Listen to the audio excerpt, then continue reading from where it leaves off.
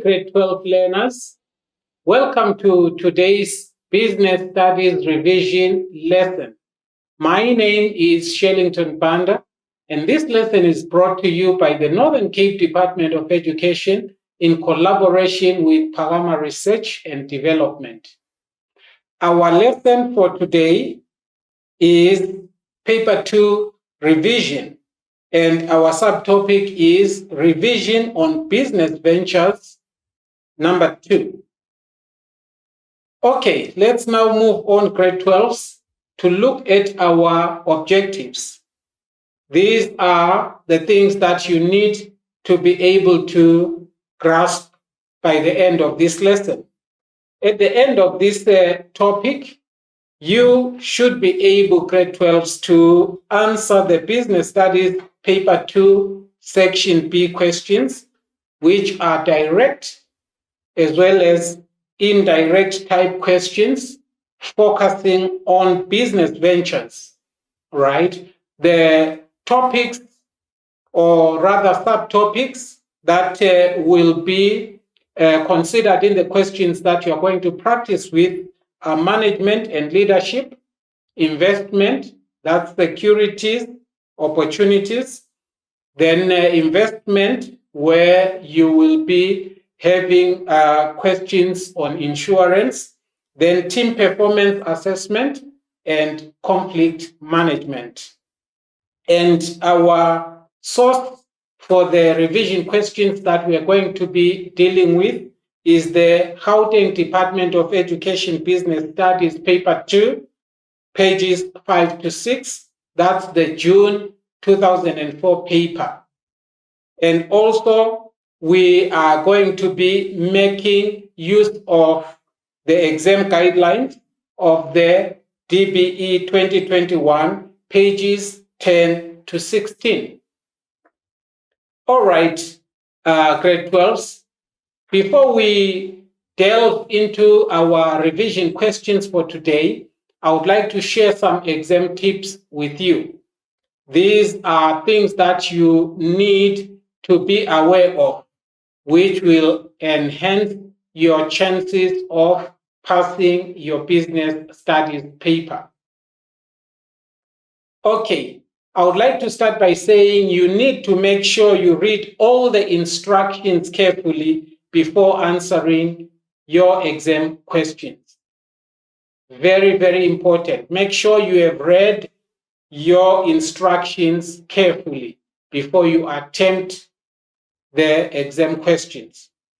Then secondly, you need to be aware that your Business Studies Paper 2 Section B consists of 3 questions, right? You are not going to be expected to answer all the 3 questions. You will have question 2, question 3, and question 4. Of those 3 questions, you'll be expected to answer any 2. Okay, so if you decide to go with question 2 and question 3, that's fine. You leave out question 4. If you decide to go with question 2 and 4, you leave out question 3. If you pick question 3 and 4, you leave out question 2. Make sure that you have answered only 2 questions in section B. You also need to read each question carefully, taking note of what is required before selecting your preferred question. So this is to say, grade 12s, you've got 3 questions. Question 2 and all the subsequent part questions under that question 2. So make sure you read everything. Then go to question 3, do the same. Question 4, you do likewise. Having read all the 3 questions, you are then in a position to be able to say, okay, I think I can comfortably answer questions 2 and 3, or I will be able to answer questions 3 and 4. All right, this is very, very important. Don't settle for a question before you have read all the 3 questions. All right. Next, I want you to be aware that section B questions are direct or indirect type questions, each carrying 40 marks. So your question 2 carries 40 marks, question 3 carries 40 marks, question 4 carries 40 marks. So because you are expected to answer 2 questions, that's to say for your section B, you have a total of 80 marks. All right. You need here to be guided as far as time is concerned. You have to spend 70 minutes to answer the 2 questions in this section, which happens to be section B. So that's to say, for question 2, should you opt to answer question 2, you have 35 minutes to answer that question. So 35 minutes for your first question, 35 minutes for your second question, and then you are done with your section B. You can then move on to the last section, which is section C. All right. We are going now to look at our exam type questions, all right, that we are using for our revision. All right. Since I said it's very paramount for you to read instructions before answering your questions, let's put that into practice. Question number 2, we've got instructions given to us here, and the instructions read, clearly indicate the question number of each question that you choose. Very, very important, grade 12. Clearly indicate the question number of the question that you have chosen. The answer to each question must start on a new page. Start on a new page. That's to say, when you have chosen, let's say, question 2 in your section B, you are going to obviously start on a fresh page because you are starting with this question. If you have answered every bit and every bit of the questions that are in question 2, those part questions up to the end, now you want to move on to your second choice. All right, let's say you are moving on to question 4 now. You have to start your question 4 on a fresh page, on a new page. All right, so that is very, very important. Please take note of that. The first question that we have here, which is question 2.1, says, list any 4 types of preference shares. List any 4 types of preference shares. All right. I'm going to be drawing your attention, grade 12, to the command words that are used in your questions. You are expected to list. All right. When you are asked to list, grade 12, you are not being asked to write a paragraph. This simply means you provide a series of items or points. So here you will need to take note of the fact that your answers can be provided in point form. All right. No long paragraphs. Right. You simply state your responses in point form. So you are listing any 4. So take note of this. All right. You may know more than 4. Okay, which is very good. But then, because of time constraints, you don't have the luxury of providing 20, for instance, of these types of preference shares, because you will be wasting time unnecessarily. You will only be credited for the first 4. So you can only get a maximum of 4 marks here. So don't waste time, grade 12s, providing a whole list of preference shares. Take note of that. Then for your question 2.2, you are going to be expected to outline the advantages of the charismatic leadership style.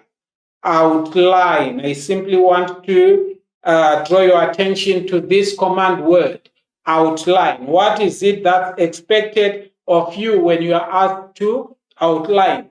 You are being asked to provide a brief summary, all right? A brief summary or a brief framework, right? It's just a framework of a concept or a topic highlighting key points. So you are simply highlighting key points. Okay. So you are not going to be writing a whole paragraph. You are simply giving a brief summary or a framework of a topic or a concept that's being asked, highlighting key points. Very, very important. That's what outlining is all about. So you'll be outlining the advantages of the charismatic leadership style. So having explained these command words for your questions, I'm going to give you an opportunity to answer these questions. Question 2.1, where you are listing 4 types of preference shares. It says any, right? So any 4 types of preference shares. Then you're outlining the advantages of the charismatic leadership style. So to do this task, I'm going to give you 6 minutes.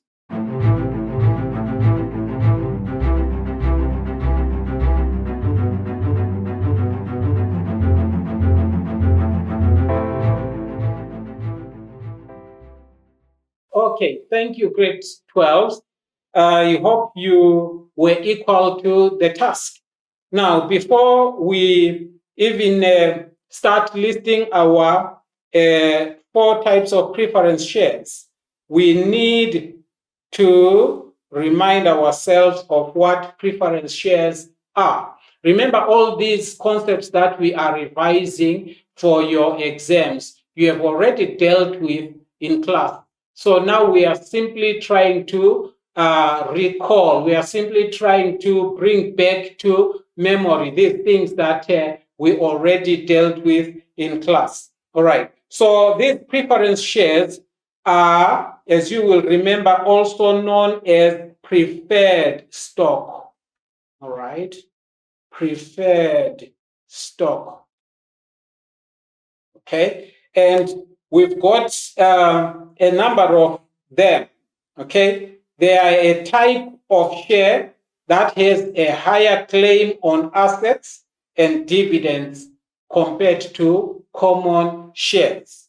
Right? What does this mean? Right? This simply means that these shares, right, have got priority dividend payment, which is to say the holders of these preferred stock or preference shares receive dividends or dividend payments before common shareholders. They receive their dividends before the common shareholders receive their own. That's why we call them preference shares or preferred stock. Very, very important. All right, so now let's look at how you did. Want to see the different types that you came up with. We've got quite a number of them. So you are expected out of that whole list to just provide 4. Okay, so this is what you could have come up with. Participating preference shares, right? This is one type of preference shares, participating preference shares. All right, participating preference shares, as you remember, okay, allow the holders of such shares to participate or share in the profits of the company. All right. Then we also have non-participating preference shares or ordinary preference shares. These don't have that privilege of participating in the profits of the business. Okay. Now we've got the third type, which is the cumulative preference shares. All right. As you will remember, your cumulative preference shares accumulate dividends. All right. These ones accumulate dividends if not paid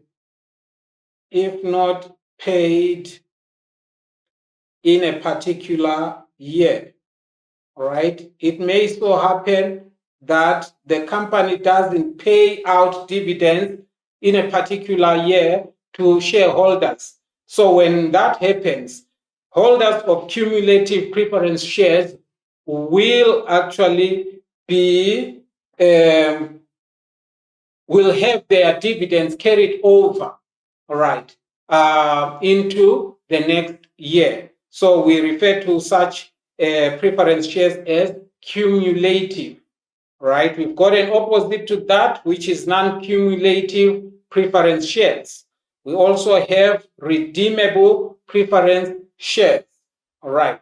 And your redeemable preference shares, these are shares that can be redeemed by the company after a specified period, right? The company can actually buy back shares, right, from the shareholders.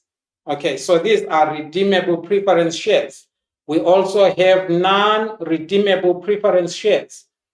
Then we have convertible preference shares, right? These are shares that can be converted into common shares.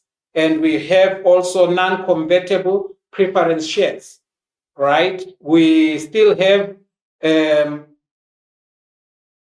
we need to simply provide 4 of those, right? So you had a whole list of those shares. You needed to simply come up with 4, listing those 4 shares in point form. All right. Now let's look at the second question, 2.2. I have already explained what outlining is all about.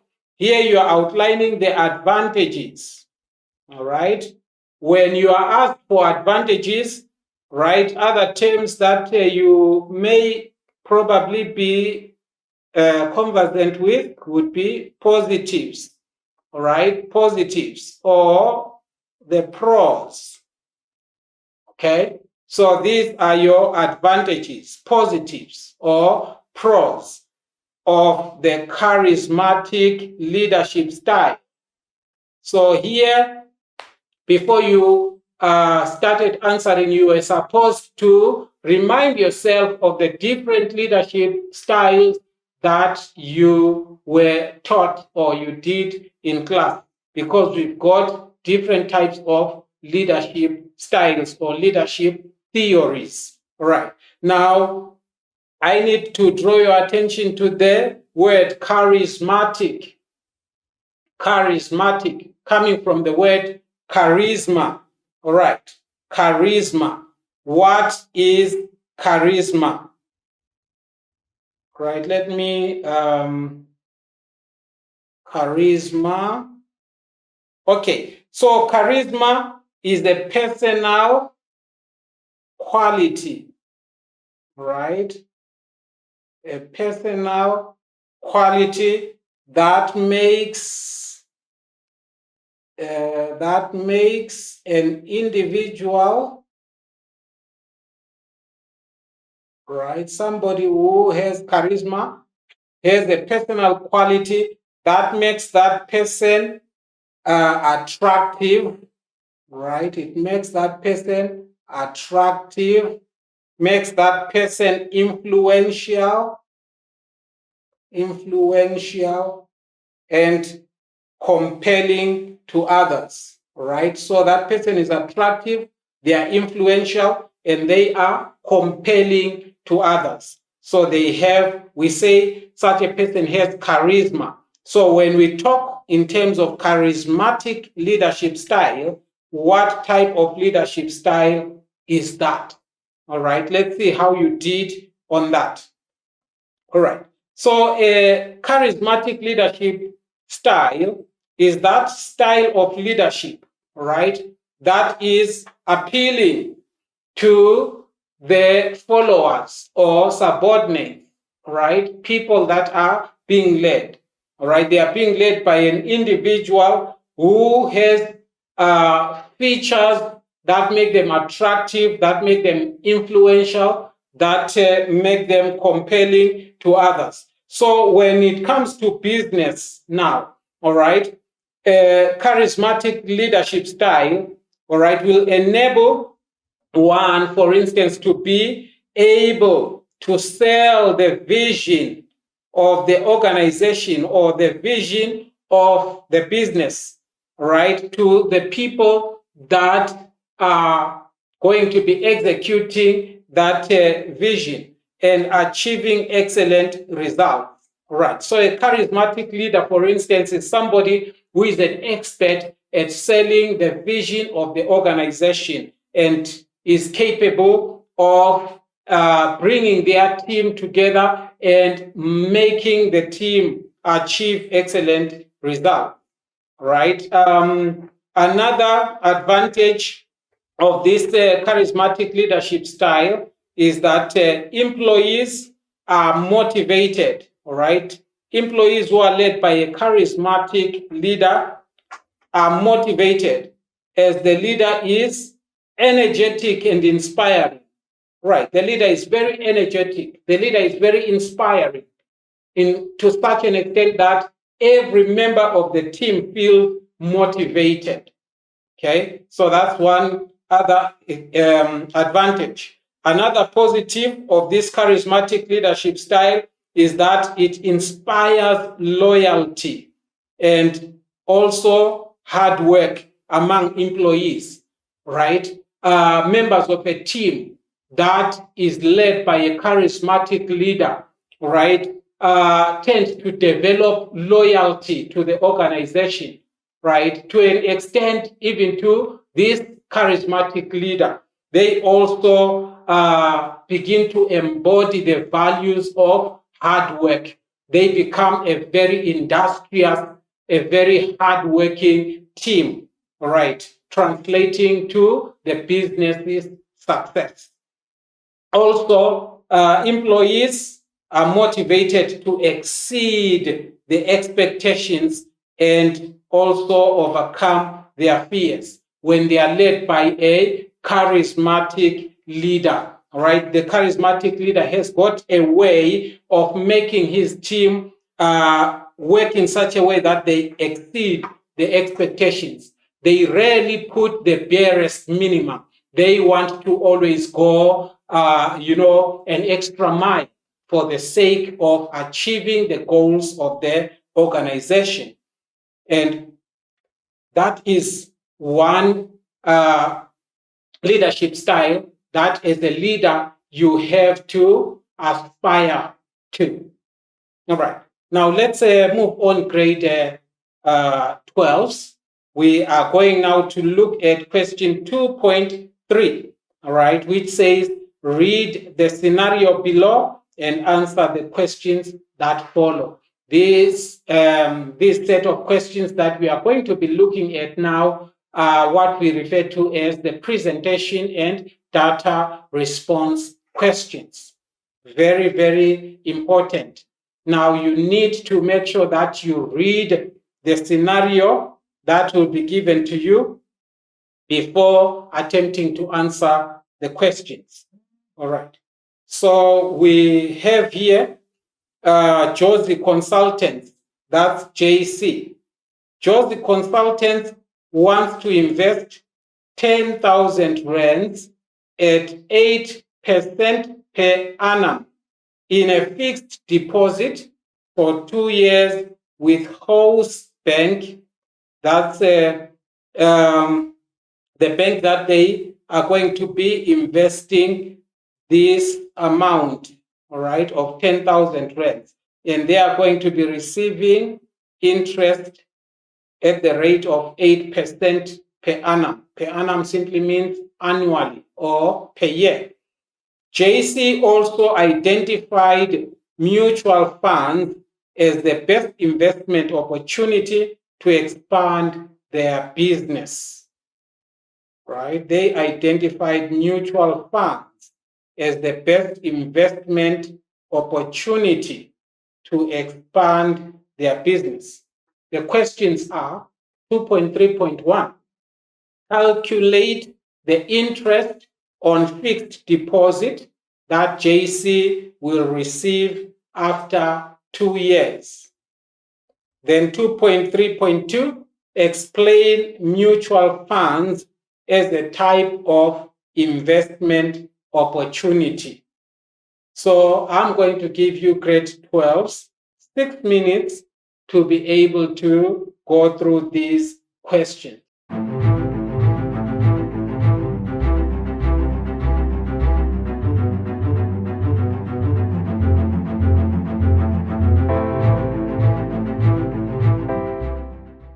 Okay, thank you, grade 12. Let's look at how you did here. All right. So you have been asked to calculate the interest on this fixed deposit that JC will receive after 2 years. Now, you need to realize that the interest has not been explicitly described, right? It could be simple interest, it could be compound interest, right? Some questions will be explicit, some questions will be very clear to say calculate simple interest and or calculate compound interest. In this case, we are simply asked to calculate the interest. So that's to say we are going to look at how to calculate either, all right, simple interest as well as compound interest. All right. So for our simple interest, right, you remember the formula for calculating simple interest. We use the formula P times R times T, which is principal times rate times time, where your principal, all right, your P for principal is the initial investment amount, all right? That's your initial investment amount. That's the principal. Then your rate, all right? This is expressed as a percentage, right? In this case, we've got 8% per annum, right? That is to say per year, this JC is going to be receiving 8% interest of the amount invested. And then you've got your time, all right, T. And the time here, we are talking in terms of the investment period, which happens to be 2 years. All right. So we simply plug in, plugging into our formula, the figures that we have. Our principal, we said, is 10,000 rands. Then our rate is 8%. You may want to express that as a fraction, which would be 8 over 100, or you may want to express it as a decimal, 0.08, then multiplied by 2. So you can punch in your numbers into your calculator. 1,000 multiplied by 0.08 multiplied by 2, and that would translate to 1,600. Right. So that would be your simple interest earned by JC having invested 10,000 rands for 2 years at the rate of 8%. Okay, let's move on. Looking at the compound interest, right, of the same invested amount at the same rate for the same investment period, right? You will need to remember your compound interest formula, right? I'll write it here as A is equal to P open bracket 1 plus you've got your rate, right, which happens to be your interest, which is this I here. Okay, then you have your number of years. Okay, so using the formula that we have here, we'll then plug in our figures, okay, into the formula. Right, this A, let me first explain this. Some of you may be wondering what the A is all about. This is your accumulated amount or the final amount. All right, this is the final amount that JC will have after the investment period of 2 years. Then your P, we've spoken about this, which is your principal, the initial investment amount. Then we've got your rate, which is 8%. Okay, and then we've got your investment period of 2 years. All right, so we've got here our 10,000, and then we've got 1 plus the 8%, right, which we have now converted to a decimal, and it is 0.08, right, where we are squaring this. Then moving on, we are going to have, if you have your calculator, you may want to add your 1 plus 0.08, giving you 1.08, and you square this, right? When you square that, it will give you 1.664. Right, you can punch your numbers into your calculator, right? Having your 1.664, you can then multiply that by 10,000 rands, and it will give you 11,664, right? So having your 11,664, remember, you want to simply find out how much the interest is, right? So you are going to subtract the initial amount that was invested, right, from this accumulated amount of 11,664. So 11,664 minus 10,000 rands, that will give you 1,664. So this becomes your interest if you are dealing with compound interest. All right. So remember, for your simple interest, it was 1,600. But for your compound interest, it's 1,664, for the simple reason that interest here is earned on both the invested amount as well as the interest earned in the first year. All right. So that's to explain the disparity in those figures. All right. Another option would be for you to first find the interest for the first year, right? 10,000 with the interest of 8%, you would get your interest of 800 rands. Then for year number 2, you now have 10,000 rands that you initially invested, plus the interest earned at the end of the first year. You now have 10,800 rands. You then calculate interest now on 10,800 rands, which will translate to 864 rands. So when you put 800 rands together with 864 rands, you will get your 1,664. Or you may want to add your 10,800 plus the second bit of interest, giving you 11,664. Subtracting 10,000 from that, you come back to 1,664. All right, so make sure you do those calculations. You need these marks grade 12s. All right, let's now move on. Grade 12s. We are now going to look at the second part of the question, which says explain mutual funds as a type of investment opportunity. Mutual funds, right? Mutual.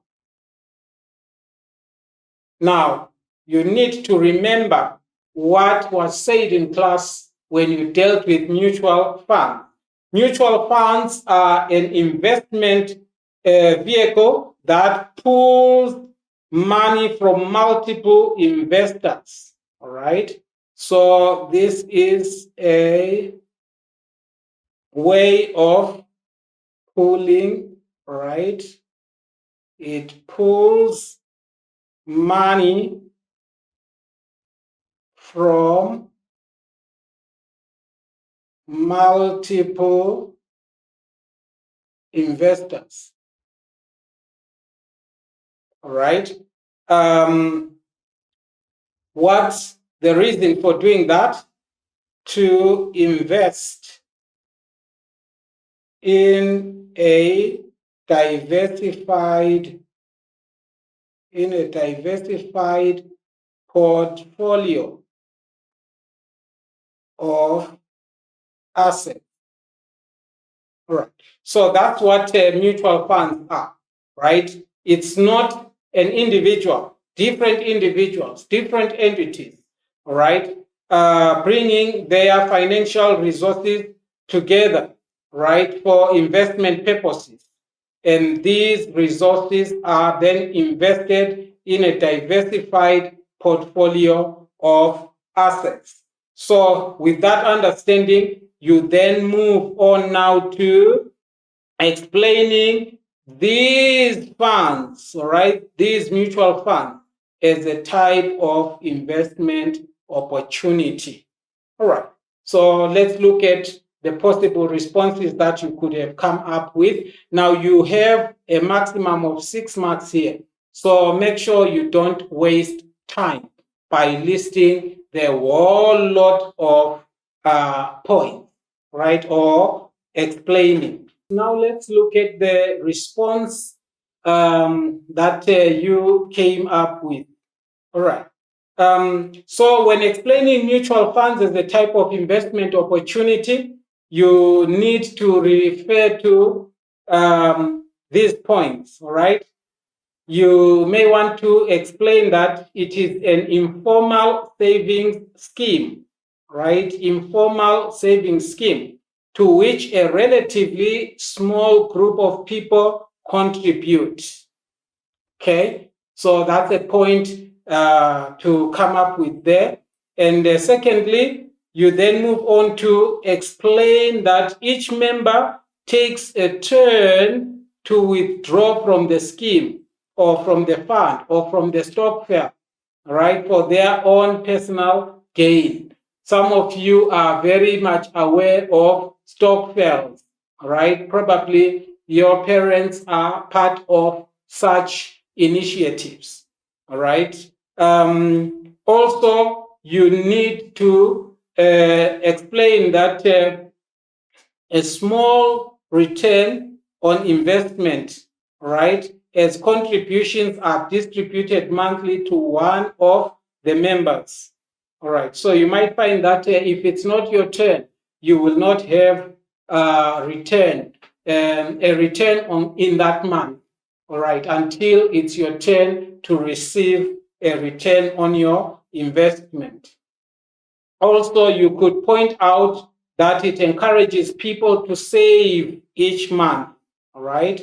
So this is really a very good one, right? People are encouraged to save each month for a specific reason, right? You find that Stockfels have got different things that they want to achieve, all right, the members. So it's really an opportunity for those members of that fund to be able to save for whatever they want to acquire. All right. Also, you could refer to the fact that banking fees are shared by the members, resulting in low cost of investment per member. Then we also have more points which you could have come up with, where you would say in times when it is hard to get bank loans, Stockfel payouts may come in handy. You find that there's so much bureaucracy, there are so much requirements for one to be able to acquire a bank loan. If one does not qualify, they may not be considered for that bank loan. But if they are a member of a mutual fund, they stand, a good chance of being able to do whatever they need to do through this investment. Okay, a Stockfel is usually managed by a trustworthy chairperson or a treasurer who will be responsible for keeping records and managing the bank account. Right. So it's not really one person. There is a treasurer, but that treasurer also works with other signatories. Also, you could mention the fact that members usually discuss how the money will be invested and agree on the risks they are willing to take. All right. So those are some of the points that you could have come up with. But remember, you've got 6 marks maximum.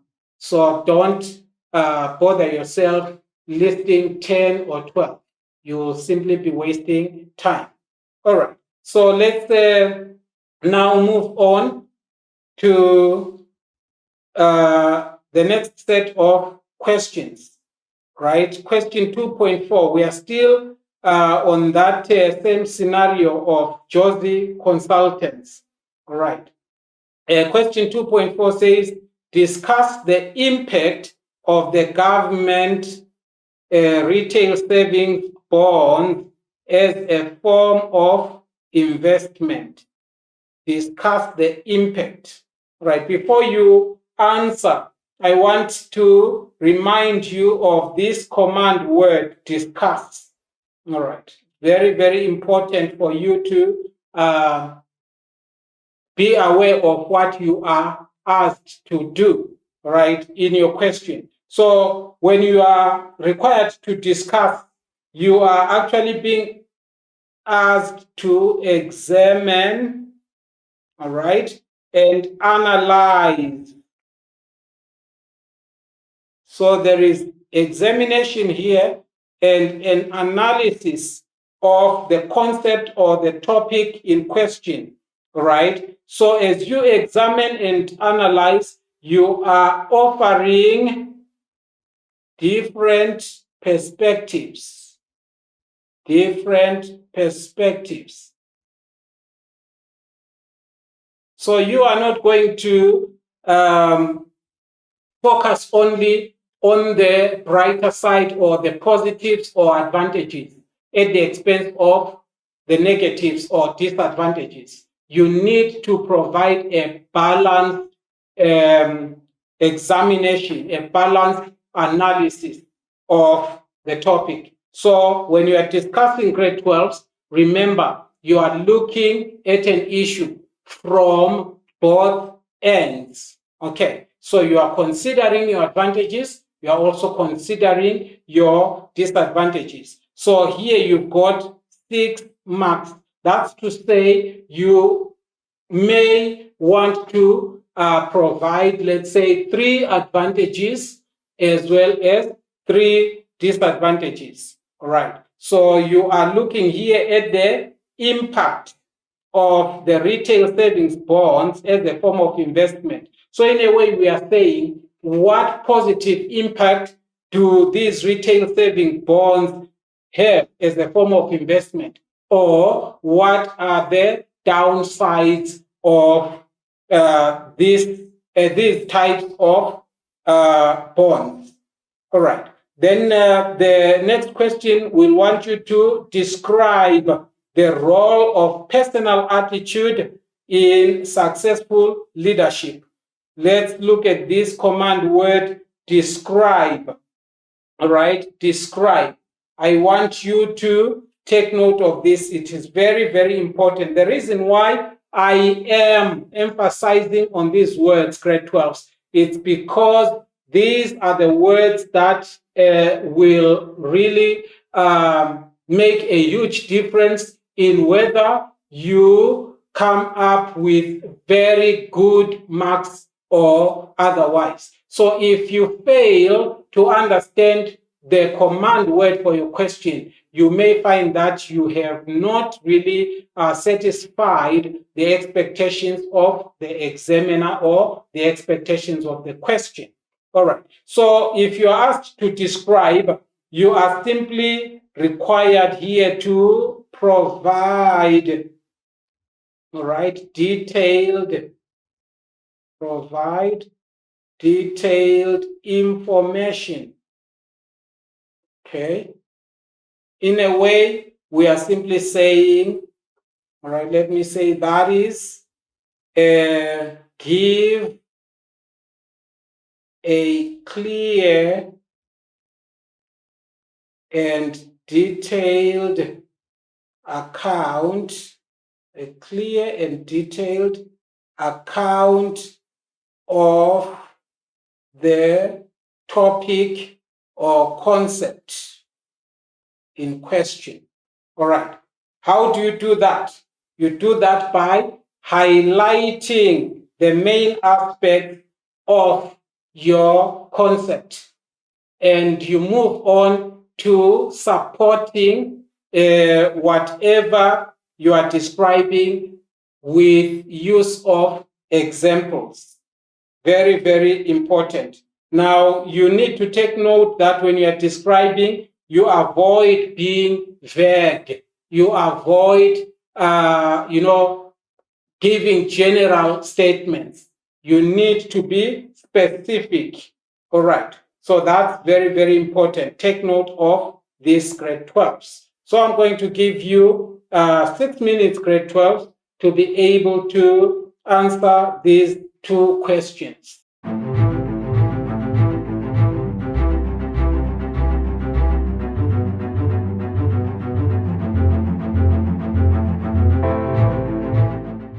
All right, grade 12s, let's see how you did with your question 2.4. Right, so your question 2.4, you needed to discuss the impact, right, of these retail savings bonds as a form of investment. Now, I told you that when you're discussing, you want to look at the positives, you want to look at the advantages. All right, so let's look at those.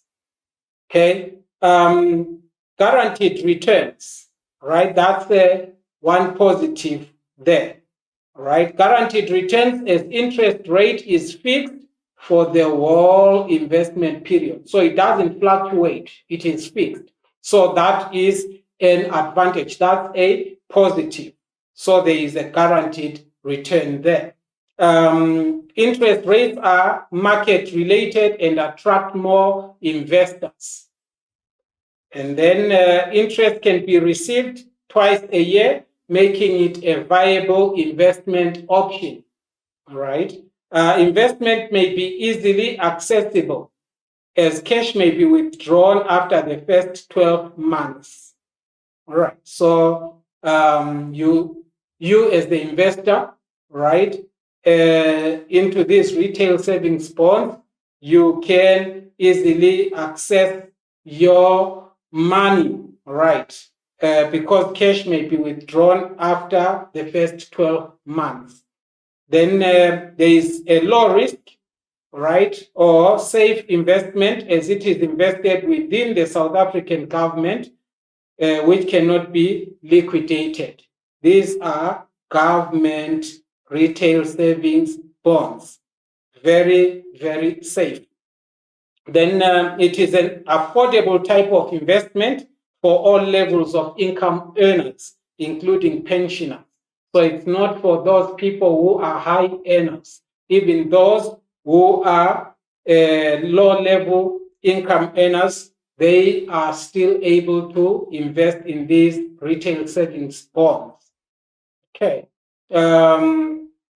Also, you've got these other points that you could raise.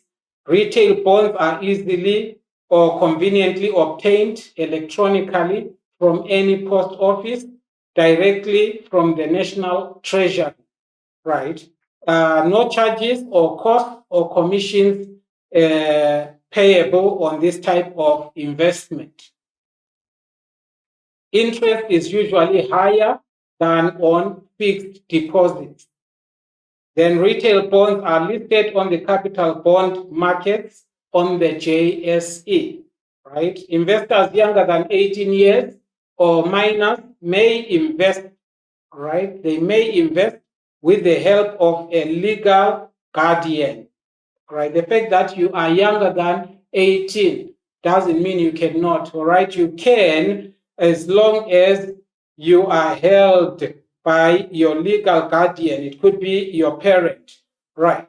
And this then has a positive of encouraging saving from a young age. Young people can cultivate that habit of saving from a tender age. All right. Now, we then look at the negatives. Remember, I said for a question like this, where you are discussing, you don't simply look at the advantages or positives. You also look at the negatives or disadvantages. So for 6 marks, you would take your 3 points from the positives and the other 3 points from the negatives. And then you have the maximum of 6 marks. All right. So we are now looking at the negative side of these retail savings bonds. Retail bonds cannot be ceded to banks as security for obtaining loans, right? You cannot use them as collateral if you want to access a bank loan.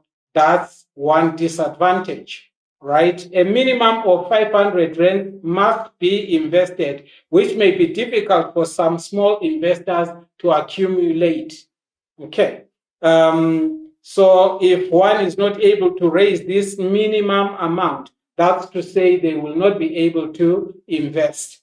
Also, retail bonds are not freely transferable amongst investors.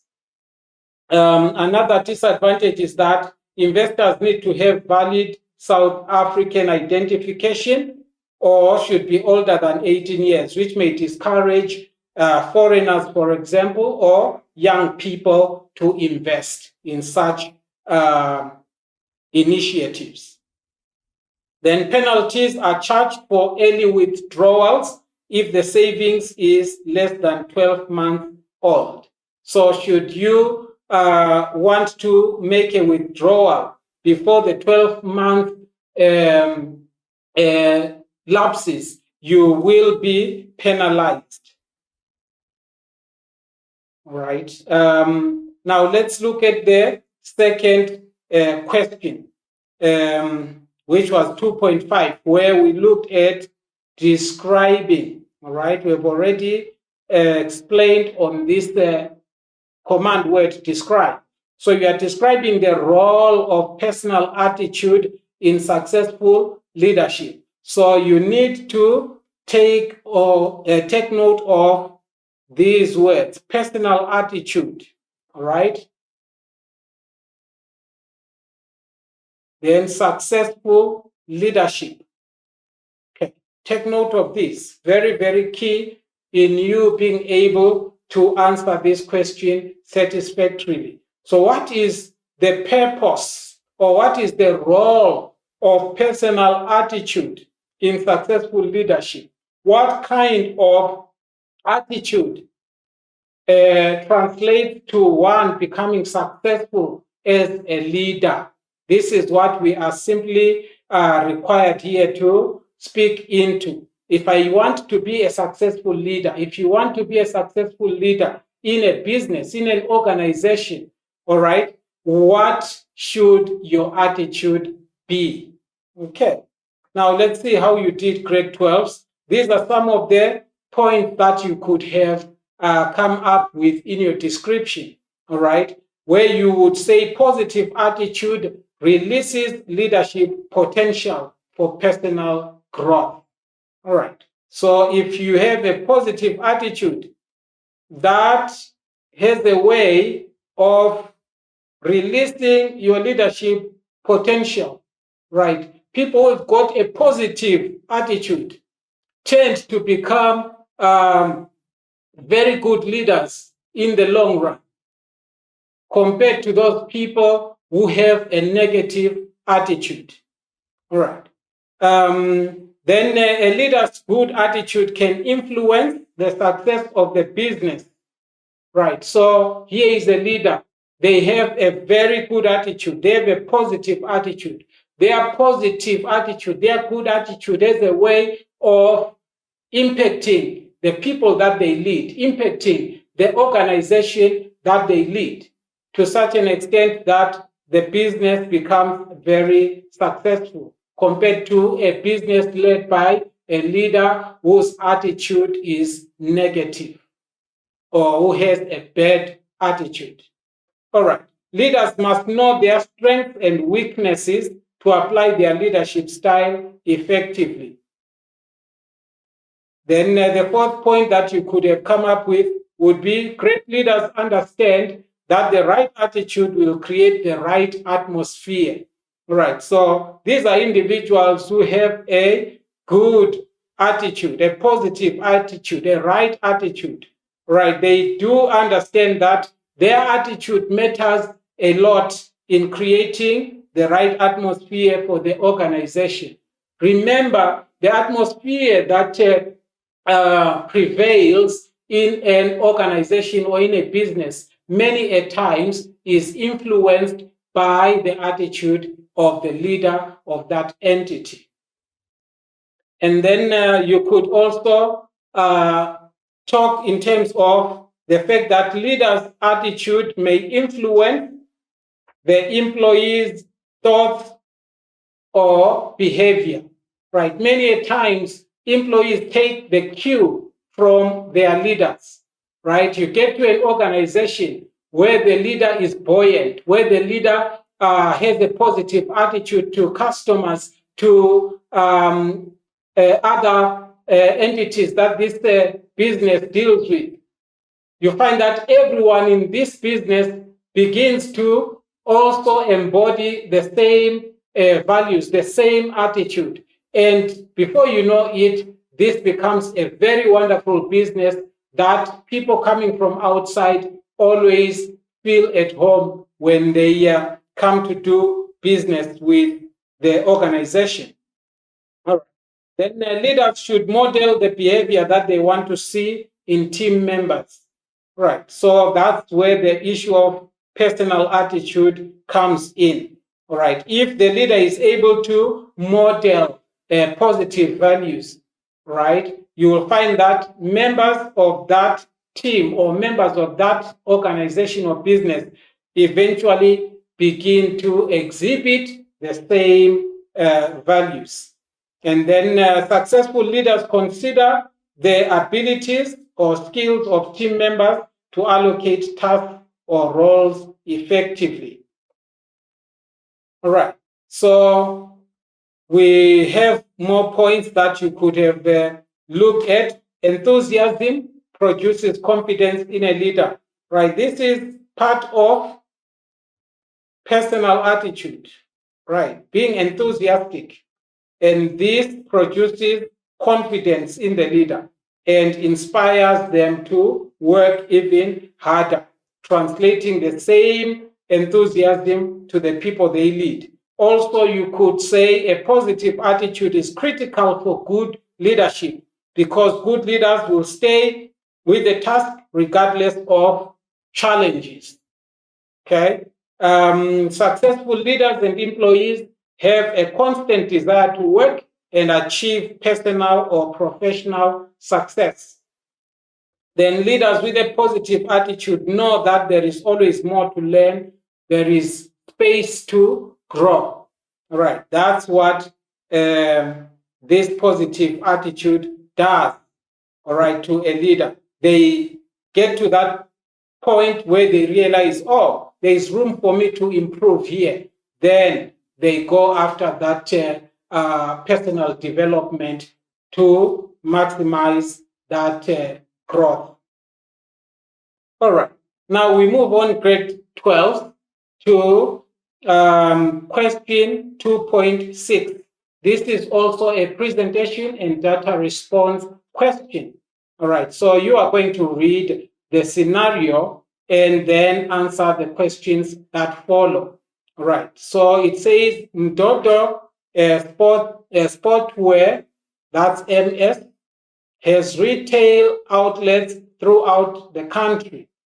The management of MS takes quick decisions without consulting with their employees.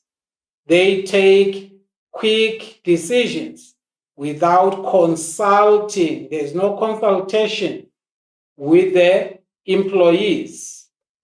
All right. So 2.6.1, identify the leadership style applied by MS in the scenario above. Now, you are being asked here to identify. So when you're asked to identify grade 12s, don't stress, don't waste time unnecessarily. You are simply asked to name. You are simply asked to point out. You are identifying. All right. So you need to point out the leadership style applied by this entity, Mdodo Sportswear. Then 2.6.2, discuss other advantages. We have already spoken about this word discuss, where you look at your advantages and disadvantages. But in this case, grade 12, it is clearly given to you to say you are discussing other advantages. All right. So this question wants you to focus on advantages. You are going to be giving a detailed explanation, right, on your advantages of the leadership style that you will have identified in question 2.6.1. All right. So I'm going to give you 5 minutes for you to be able to go through this activity.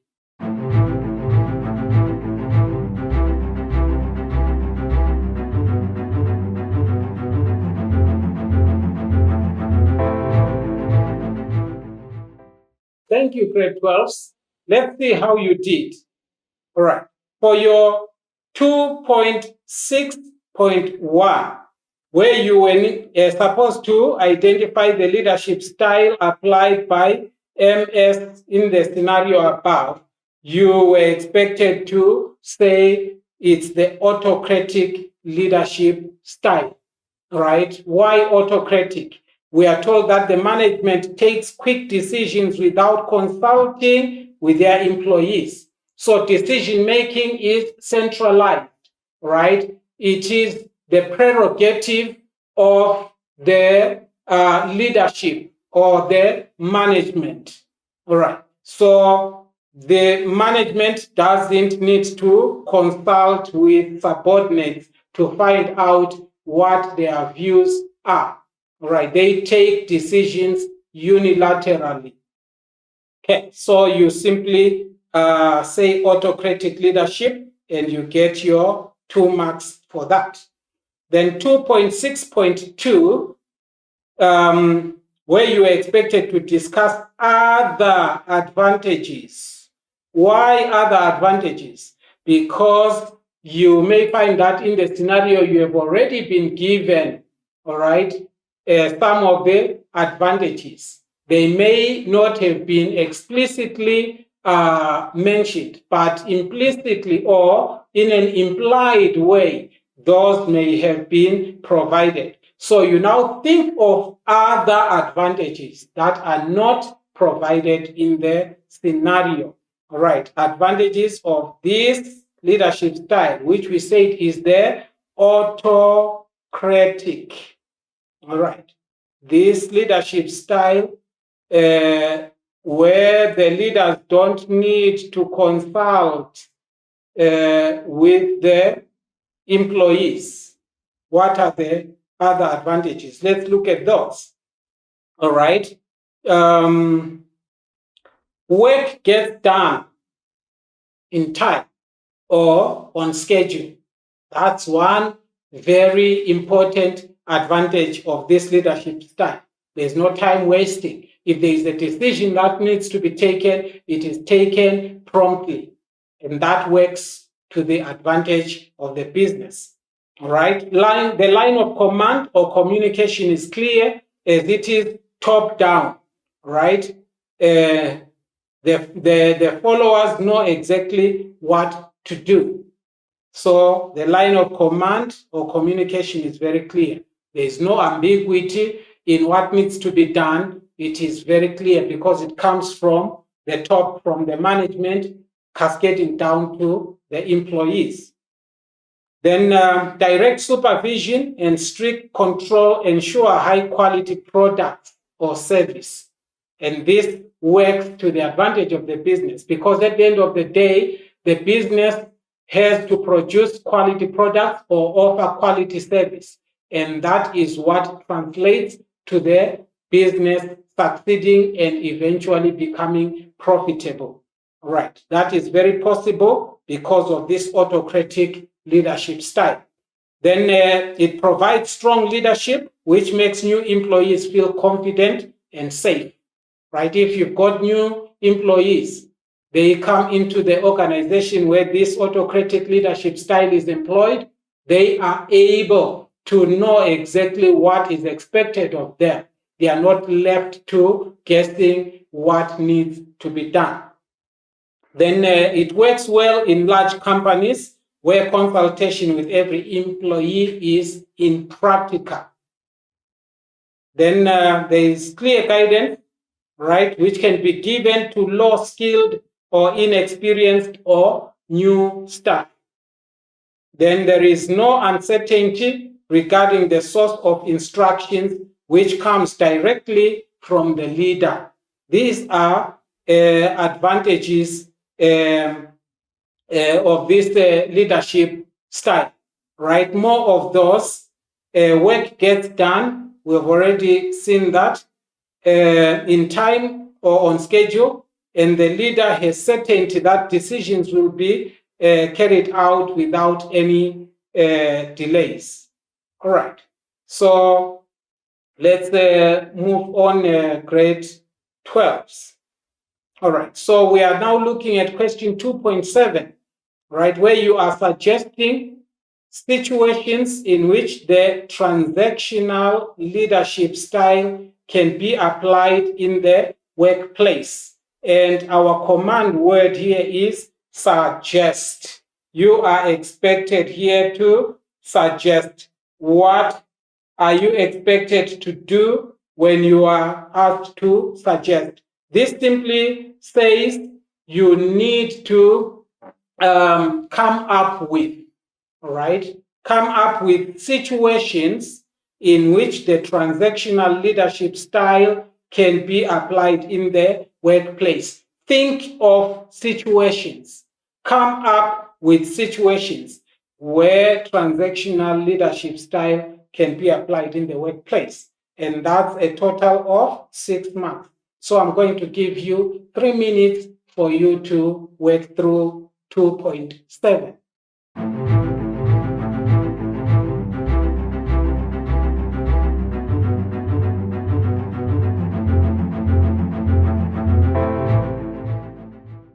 Thank you, grade 12s. Let's see how you did with your question 2.7, suggesting situations in which the transactional leadership style can be applied in the workplace. Now, your transactional leadership style.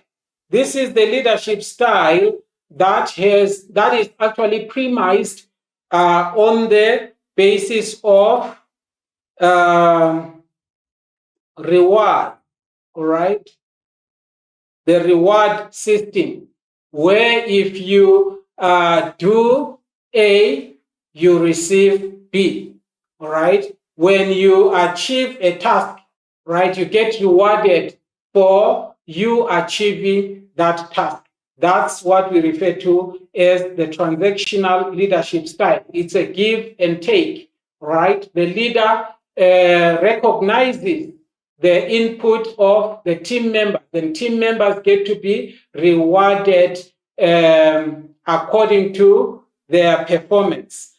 So these are the points that you could have come up with. When the business wants to maximize employee performance, right? So here is a situation where a business wants to maximize the performance of employees. They want employees to perform, let's say, highly. All right. So this transactional leadership style comes into play, where employees are promised certain rewards to say, if A, B, C is achieved, all right, these are the rewards that the employees tend to receive. When deadlines must be met on short notice or under pressure, right? Transactional leadership style becomes very handy in such a situation, right? The employees get to know that, okay, there is a deadline. If we manage to meet that deadline, this is what is due to us, right? Also, when workers have a low morale, right? So if the management wants to boost the morale of workers, they will engage the transactional leadership style, right? So it has a way of boosting the motivation of workers in a business. When the strategies or business structures do not have to change, right? This is another situation where transactional leadership style can be applied in the workplace. Also, when productivity levels are very low, not according to targets, right? So targets can actually be set to say, if this target is met, there will be a bonus. And then people begin to work towards meeting those targets. All right. So having said that, grade 12, I want us to look at the homework that you are going to have to work through. And this is your homework. All right. It's a typical question 2.6 task that you have here. So you're going to read the scenario and then answer the questions. This one is on Packard Dentistry, PD. Packard Dentistry has surplus funds and decided to invest a minimum amount of 1,000 rands as initial investment. They will be penalized if withdrawals are made within the first 12 months. 2.6.1 says identify the form of investment applicable in the scenario above. 2.6.2 describe the advantages of the form of investment identified in question 2.3.1. 2.6.1. This has to be 6 there. Sorry, grade 12 about that typo. Then this is 2.4, all right? These questions should have come before your 2.6, but in any case, it doesn't really take away from you having the practice you need. Explain the difference between limited liability and unlimited liability for 4 marks. And then 2.5, discuss the impact of the laissez-faire or free rein leadership style for 4 marks. So that's your homework. I encourage you, grade 12s, to make sure that you make up time to go through this homework. And if time so permits, when you get back to class, share your responses with your friends and with your teacher, and get some more guidance where you are not very clear or where you seemed to struggle. All right, let's look through our summary of what we did in this revision lesson. This revision lesson covered section B, right, where we looked at questions 2.1 to 2.7, taken from the Gauteng Department of Education Business Studies paper 2, that's the June 2004 paper, right? And these are the topics that the questions came from, right? Business ventures, right, where we looked at the subtopics management and leadership, investment, the securities or opportunities, the investment, that's insurance, team performance assessment, and conflict management. So having said that, grade 12, I want us to preview our next revision lesson. We are still going to be revising more so that you are sharp for your mid-year exams. All right. The next lesson will be focusing on paper 2, section B. And this time around, we're going to be looking at question 3, and you don't want to miss that revision lesson. We are going to be looking at business roles. Today we looked at business ventures. And that brings us, grade 12, to the end of our revision lesson. And I want to say thank you, and I wish you all the best as you continue to prepare for your exams.